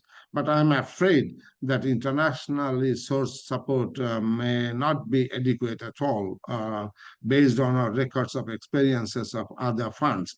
And the funding mechanism in the loss and damage fund is based still on voluntary basis, no kind of historical responsibility or contribution based on national income of the developed countries. So adequacy is very much questionable. Then from Bangladesh government also, we have, as a climate finance negotiator, we always argued that there is a clear apprehension that there might be cannibalization of disaster management, disaster risk reduction funds globally to the loss and damage fund. And if we are expecting that loss and damage fund at the international level for supporting the vulnerable countries will be new and additional. But if we look at the experience of COP28, for example, then we had almost about $800 million as the initial capitalization for the LDF with the pioneering pledge of the Emirati presidency. But for the adaptation fund mobilization, there was missed the expectation target of about $300 million only, but even less than $200 million could be mobilized. So the apprehension that there could be shifting of funds from adaptation and other climate finance sources to the LDF, because G77 has got rock solid unity in demanding loss and damage funds. So this is our kind of apprehension. But as each and every country, we are facing loss and damage each and every moment, every day, every month. So at national level, we have to have great and a strong initiative for our physical survival, not to talk of economic and security and human rights that just a colleague has mentioned right now. So this is what I wanted to share. And I think the prime test of the LDF will be how to reach out to the local communities. And World Bank does not have this culture of working with the local communities, though there are provisions of the small grants program. Now I believe that the board in the first meeting in April will come out with a kind of provision or mechanism, clear mechanism of how to reach out to the local communities, because I believe based on the experiences of Grameen Bank or BRAC in Bangladesh, that if the poor impacted communities have little funds, cash money in their hands, then they can create miracles. And that is one reason, together with government initiatives, that in Bangladesh we are having less and less kind of absolute poverty. And that is the great challenge. And for that, World Bank needs to work as business unusual mode, which is still they have not the tradition. But this is the first challenge that the board members have to tackle with. Another point is that the membership of the board is based only on party based. This is something that our expectation is not fulfilled. We expected that there should be some civil society representation, although there is the provision that of active civil society representation, but that has not been specified. So we are expecting that the board somehow can be expected in future through negotiation process of inclusion of formally civil society representatives that can ensure and strengthen the civil society voice of indigenous peoples and the most vulnerable communities. So what you, Mimamsha? Thank you so much, Professor Mizan. Indeed, ICAD, together with Dr. Hawk's leadership, has been championing loss and damage discussions for quite some time. So we're very, very grateful for your leadership. And also not to forget Dr. Hawk, who has been the loudest voice for the most vulnerable.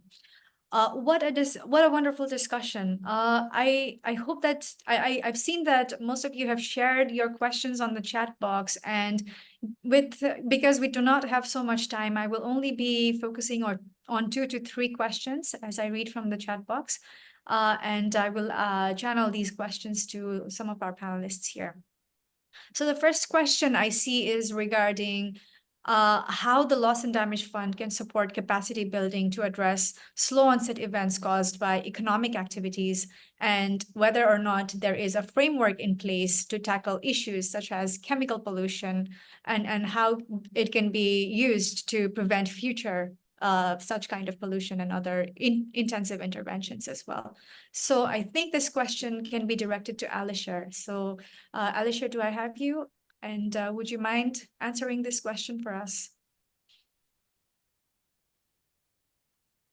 Yes, thank you.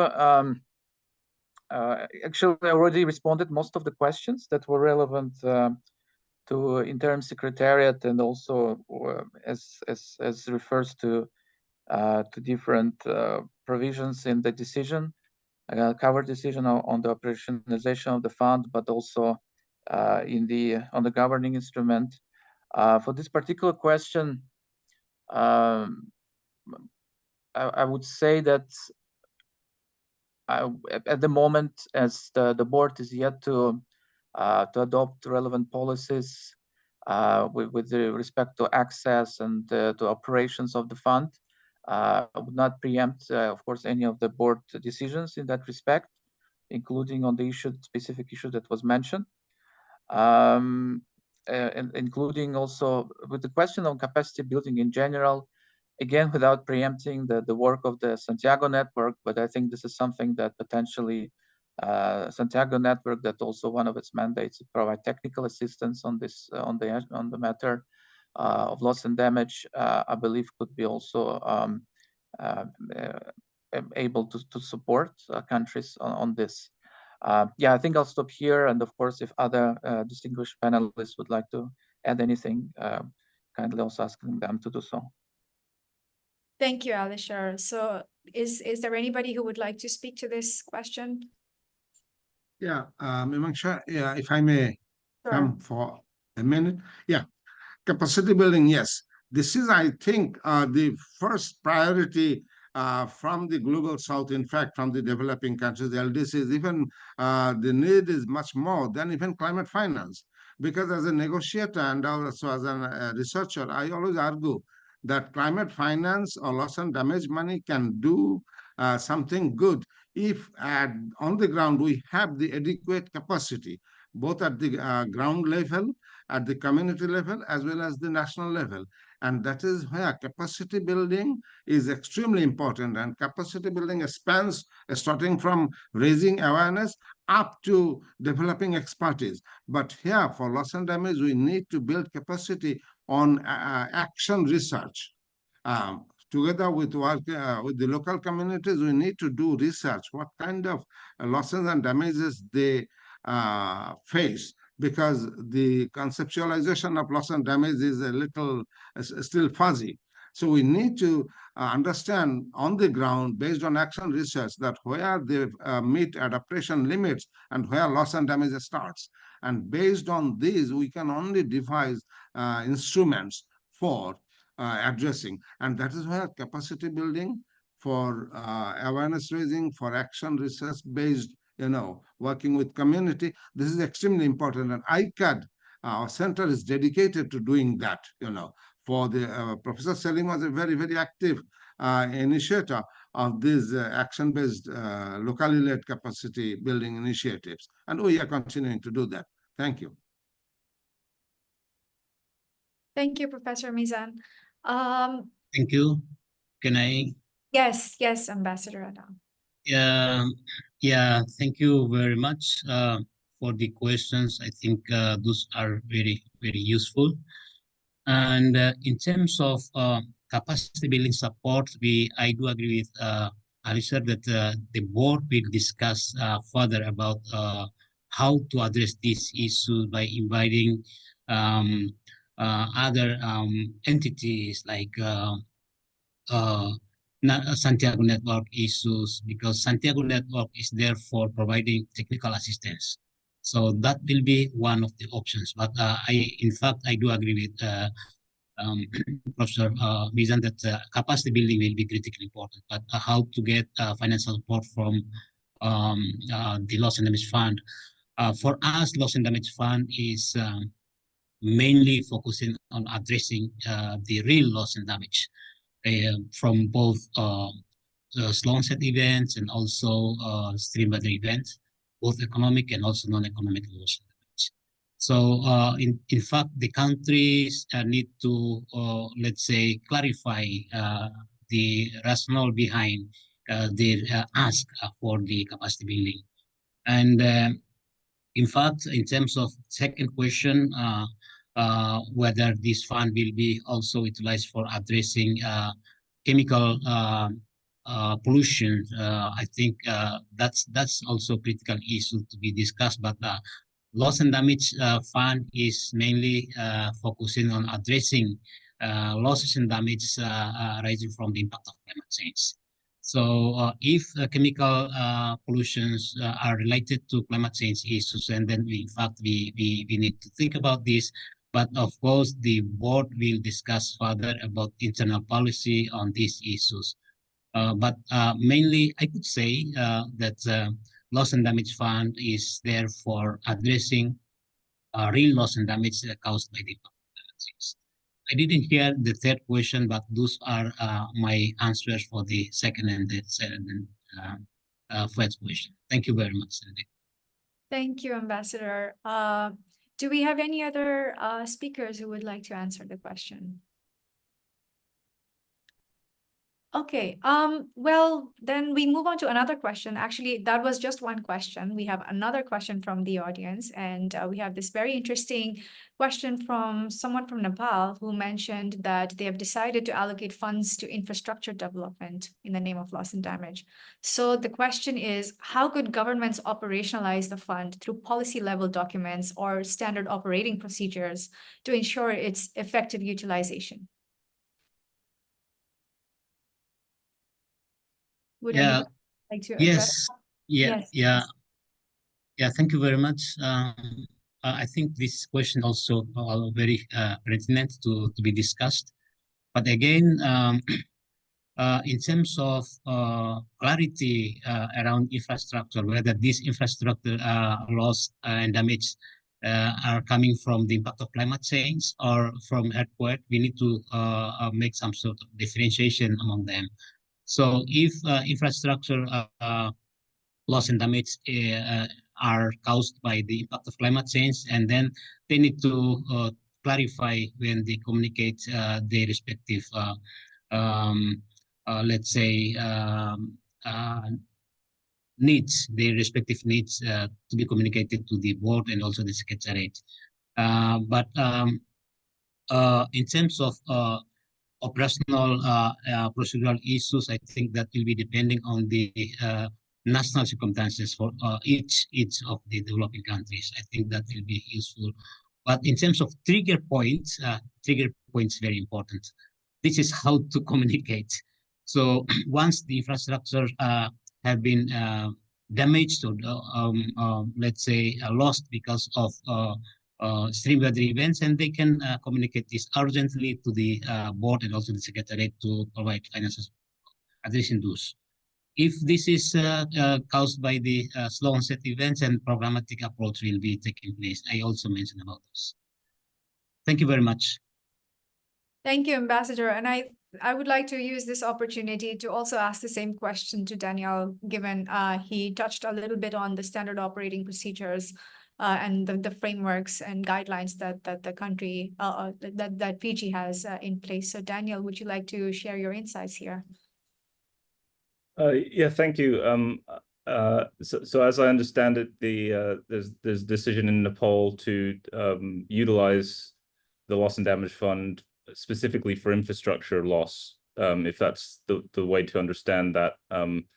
So I mean, I think generally the understanding of sort of nationally led approaches would be that, you know, the government would have the opportunity to kind of highlight that as a priority if that a particular infrastructure development program had a modality or a means to target loss and damage that is associated directly with climate events, then you know, that could be the modality that they are seeking to focus on. So in that case, I think it would just be important that however that infrastructure development program is positioned, or however how the funds are used, that there be a very clear kind of framework for clarifying the kind of loss and damage impacts that they will be used towards, and the way that the funds will be dispersed and what type of activity they'll actually support. If it was sort of funding going into a broader infrastructure development program, you know, there might be some difficulty if it's not bounded around a specific concept of how that's actually addressing loss and damage. I would also, you know, refer back to, you know, when we're thinking about the scope and given the scale of the fund, if there was, say, to be a decision to have a very human rights centered approach to the fund, you know, there might be some difficulty deconflicting that with like broader public infrastructure expenditure. So this is partly about how the fund is designed and how that scope gets refined, because there's obviously a lot of different dimensions to loss and damage, and whether a large public infrastructure would be the kind of primary target of the loss and damage fund is kind of something that would have to be kind of designed into the way that we look at that kind of prioritization that the board needs to do. But assuming that a nationally led approach would mean that countries could, you know, make a pretty broad kind of prioritization, and infrastructure was indeed what was needed to be prioritized from a loss and damage perspective, then it would mostly be about how you framed that intervention within that broader program to make sure that the funds are directly going towards something that has an outcome which is about alleviating loss and damage from climate change.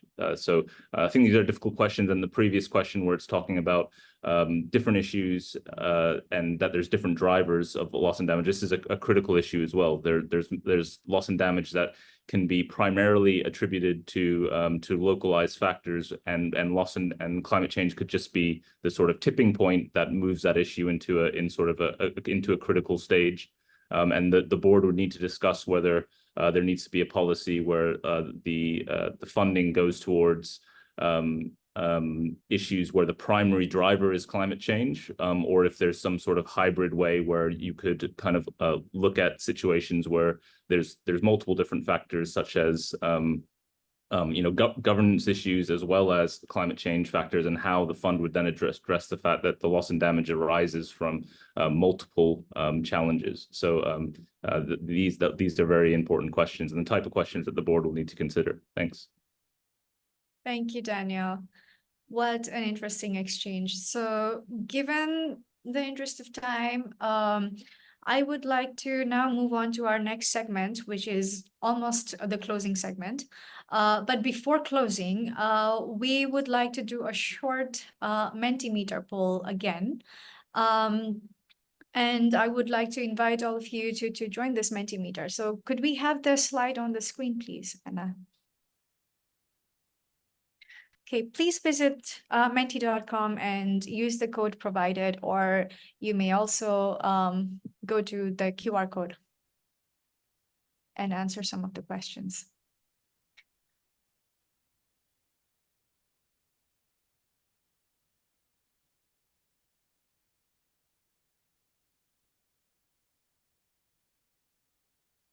Could we have the results on the screen as well, please?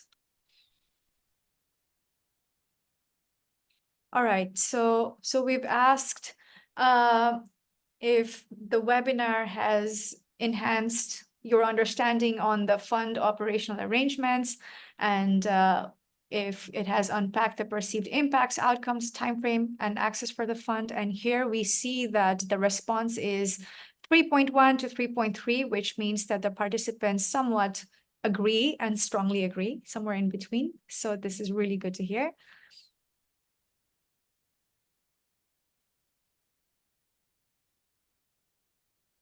Okay.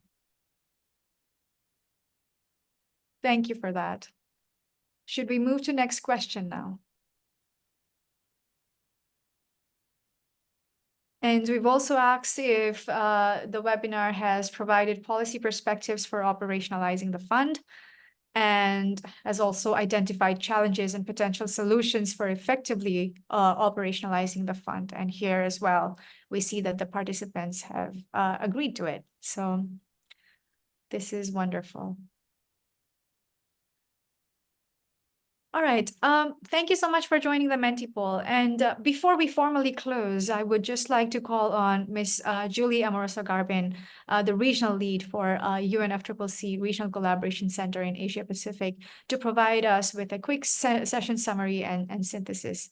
Julie, over to you. Please tell us what we've learned today and what are some of the key takeaways. Thank you so much, Mimansha, and thank you everyone for that very insightful and rich discussion on the loss and damage funding arrangements. And to be honest, it's such a huge ask to actually summarize these very insightful conversation. But allow me to share some key takeaways. You may or may not agree with some of them, but yeah, allow me to at least share 5 key takeaways. One is in terms of the loss and damage agenda. I hope that you will agree with me that we have made significant strides on the loss and damage agenda under the UNFCCC process. And we heard the UNFCCC Secretariat mention the key milestones over the years, and most importantly, the past 2 COPs, so where we were able to see the accomplishments of the constituted body entrusted to focus on this particular agenda, which is the WIM-XCOM. And we've also achieved a lot in terms of the on the aspect of technical assistance, which we now have the Santiago network. And finally, of course, the focus of our conversation today, which is the financing aspect, which we now have the loss and damage funding. The second point is that we understand that the board has yet to meet, and that the adoption of the fund at COP28 is only the beginning of the mammoth tasks ahead. The board will convene this April and will set into motion its rules of procedures and deliver on critical processes and milestones to operationalize the fund. And I know that you will be watching out for the key outcomes of these first meeting of the board. The third is in terms of challenges. We've heard a lot of insights and contributions from the government representatives here, and at the same time from the CSO representatives who talked about challenges in terms of the scale of the issue. It's a huge complex issue. This needs to be unpacked by the board. There's also the scale of finance, because it's the contours of the conversation on loss and damage is also very hard to define, and there should be there should be a sort of predictable resource mobilization efforts that should come into this. And then there's also the modalities of the fund that it needs to be available for the communities, because as we know, communities is at the forefront of the impacts of climate change. In terms of elements of operationalization of the funds, we heard that the rapid disbursement modality should be taken into account. This is one of the many battle cries of the SIDS and the LDCs during the negotiation process, and they are hoping that these will be taken into account. There's also the notion of that it should be grant-based and versus loan funding. Second is in terms of the safeguards and redress. We heard this several times in the conversation that because of the complexity of the issue, the safeguards and redress mechanism that we usually have in previous funds should allow for more flexibility. And then lastly, my fifth point that I wanted to also emphasize is that the fund, we heard the conversation talking about the fund on how it should be, that it should be catalytic, that it should be holistic and should deviate from the usual projectized approach and be more programmatic, and that it should also look into incentivizing national systems, the readiness of the national systems to tackle loss and damage. And then also the inclusivity, that it should focus also on the interrelation of human and nature. And lastly, that the fund should be innovative and not business as usual, and should be taking into account the different the different aspect or complexity of the issue. So moving forward, I'm hoping that we use this discussion today to continue to enhance our understanding. Like me, I'm sure this conversation have also triggered more questions. And of course, let's watch out for the outcomes of the conversation coming from the first board meeting in April.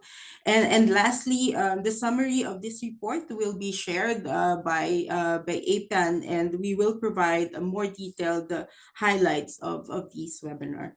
And with that, Mimansha, I hand over to you. Thank you so much. Thank you so much, Julie. That was very comprehensive. Now, to formally close our session, may I now invite Ms. Tagaloa Cooper, the Director of the Climate Change Resilience Program of the Secretariat of the Pacific Regional Environment Program, SPREP. Ms. Tagaloa, please.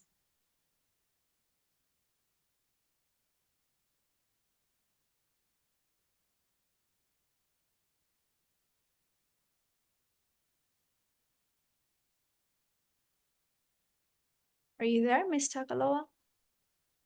Can you hear me? Yes. Here Hello. I am. Yes. Hi. Hello. Warm greetings from the Pacific. I acknowledge that everybody on this webinar joined from possibly the four corners of the world. I want to acknowledge all of the speakers from the Ministry of Japan, Environment Japan, from the UNFCCC, UNEP, and also our representatives from civil society and NGO and the NGO international community. May I take this opportunity also to acknowledge our Pacific lead, Daniel Lund from Fiji, as well as I saw a few of our Pacific representatives that have been online. Greetings to you all from the Secretariat of the Pacific Regional Environment Program here in Samoa. And I must start by saying that I really enjoyed listening to the webinar. I find that every time you listen to different experts, you learn something new. And I think if we don't learn something new, then we're not listening very carefully. So I thank you for your great insightful remarks and presentations.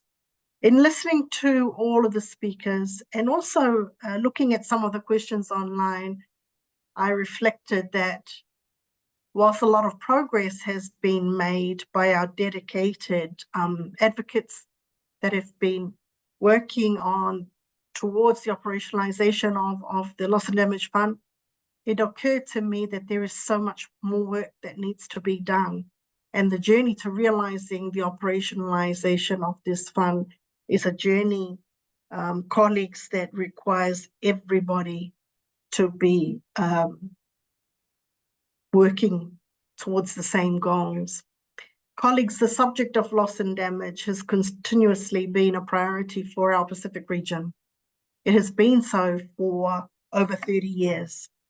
In fact, we can recall that in 1991, the loss and damage concept was first introduced to the climate negotiations by way of Vanuatu on behalf of the Alliance of Small Island States, in proposing a creation of an insurance scheme for countries likely to be impacted by climate change, such as sea level rise.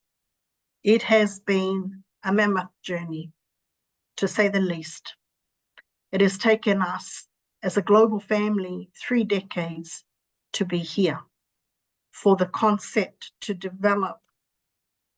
evolve from a concept in 1991 to the establishment of the Warsaw International Mechanism on Loss and Damage at COP19 in 2013. The further establishment of the Santiago Network on Loss and Damage at COP25 in 2019, and most recently culminating in the establishment of the Loss and Damage Fund at COP27 in 2022, and the capitalization of that fund at COP28 in 2023. We know now through experience of the UNFCCC system that progress takes a long time. But we also know that when there is a global agreement, such as the one on the Loss and Damage Fund, and then in witnessing the the capitalization of this fund last year, it does show that where there is high level commitment, things do move and things will happen. And upon further reflection, it is incumbent on us, those of us who work in these areas, those of us who represent and become voices, and that is to all of you experts here who become voices for the voiceless, for those in the Pacific region and for the Asia region who don't have the opportunity to voice their concerns. This is why it is important that no matter how long things like this take, it is a journey that has to be made collectively. Given our experience in the different climate change funds, colleagues, the challenges that the Pacific SIDS, as well as SPREP as an accredited entity, have faced in attaining projects that have been approved through the existing multilateral funds, the Pacific would like to see the Loss and Damage Fund deploy its resources in a well and equitable, facilitated manner, a process that enables rapid deployment, and a fund that is operated in a way to make it easier for Pacific SIDS to access quickly. For those of our colleagues who have joined us from Asia and other regions, it may be difficult to fathom the difficulties that the Pacific face. In some countries, such as mine, a very small country with a very small administration, the access to climate finance in our current financial modalities is at best overwhelming, at worst unattainable. It takes a lot of effort, it takes a lot of work by many people to develop concepts, to develop and approach the funding modalities themselves. So when you compare different countries in size, whilst there is capacity challenges across all of us, imagine what it is like for some of the smaller countries in our sub-region. The journey to the full operationalization of the Loss and Damage Fund, therefore, must be one that lands us at the end of the journey to a fund that is truly accessible. The Pacific have experienced frustration, delays in accessing finance. The Pacific has been very vocal about this, as I am sure our Asian counterparts in the Asian region. This journey must be a collective one, and it must continue with everyone, especially those living on the front lines. And the journey, we lean on you, the experts in your different agencies, to help us get there. Colleagues, on behalf of SPREP, I would like to express our deep appreciation to the UNFCCC Regional Coordination Centre, to APAN, to UNEP, and to all of you who have worked behind the scenes to make this webinar happen. I would like to express our deep appreciation for the opportunity to be included in this partnership, and thank all of today's speakers for your insightful remarks and for sharing your experiences as well with us, as well as the progress in the work that you've been doing. SPREP looks forward to continuing this work in this partnership. For us, it is pivotal, it is important for us to share this information widely in our region and beyond our region. So we look forward to more collaboration, more of these types of discussions, so that by the time we get to COP29, it is a normal part of our conversation when we share and interact in the climate change sectors, as well as the non-climate change, non-traditional climate change sectors. Thank you for your time today. I know that it is different time in different places. It is now after 6 p.m. in Samoa, and my colleagues and I have stayed on to participate in this very important webinar. And we thank you for the opportunity. Whawhetai te lama. Thank you so much, Tagaloa. Indeed, the loss and damage journey is a journey that has to be made, and the journey has to be a collective one. Everyone, our deliberations today are very crucial, and I know that we've run over by about 7 minutes, but we've now reached the end of the session. And just to summarize a little bit, like, we've unpacked a lot about different perspectives on how this fund can offer or be a beacon of hope, and also offer tangible support for the most vulnerable nations grappling with the dire consequences of the climate change. And as we move forward, let's carry with us all of these takeaways from today's discussions, the importance of enhancing financial contributions, the necessity of integrating loss and damage assessments into national planning, as well as the vital role of technical assistance in operationalizing the fund. So before we formally end, I would just like to invite all the panelists and speakers to turn on their cameras so we can have a quick group photo.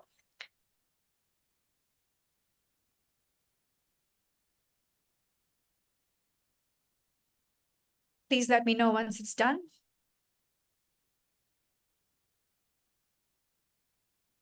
Okay, so counting 1, 2, 3. One more. 1, 2, 3.